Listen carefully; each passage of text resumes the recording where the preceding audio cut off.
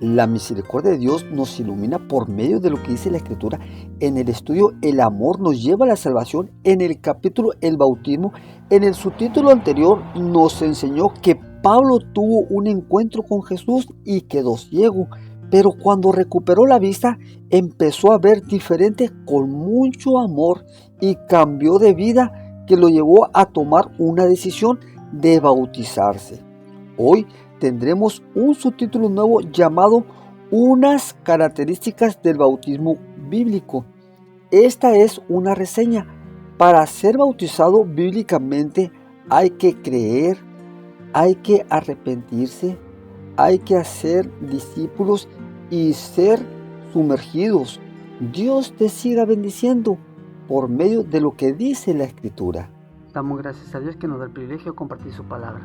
Venimos estudiando el bautismo. El subtítulo anterior se llamó Pablo fue bautizado. Hoy el estudio se llama el bautismo. El subtítulo Unas características del bautismo bíblico. Marcos capítulo 16, versículo 16 dice la Escritura: el que crea y sea bautizado será salvo, pero el que no crea será condenado. Hermanos, uno de los puntos para ser bautizado hay que creer.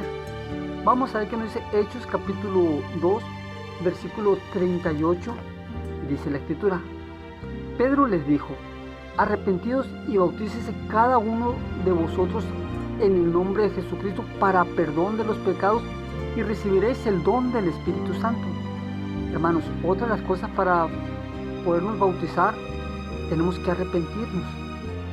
Vayamos que nos dice Mateo capítulo 28, versículo 19, dice la Escritura: por tanto, id y hacer discípulos a todas las naciones, bautizándolos en el nombre del Padre, del Hijo y del Espíritu Santo. Hermanos, otro de los puntos que tenemos que tener muy en cuenta es que tenemos que hacer discípulos. El que se quiera bautizar tiene que ser discípulos. Vayamos que nos dice Romanos capítulo 6, versículo 3 y 4, dice la Escritura: ¿no os sabéis que todos los que hemos sido bautizados en Cristo Jesús hemos sido bautizados en su muerte? Porque somos bautizados justamente con Él para muerte, por el bautismo, a fin de que como Cristo resucitó de los muertos por la gloria del Padre, así también nosotros andemos en nueva vida. Hermanos, otro de los puntos tiene que ser por inmersión, porque somos sepultados en su muerte.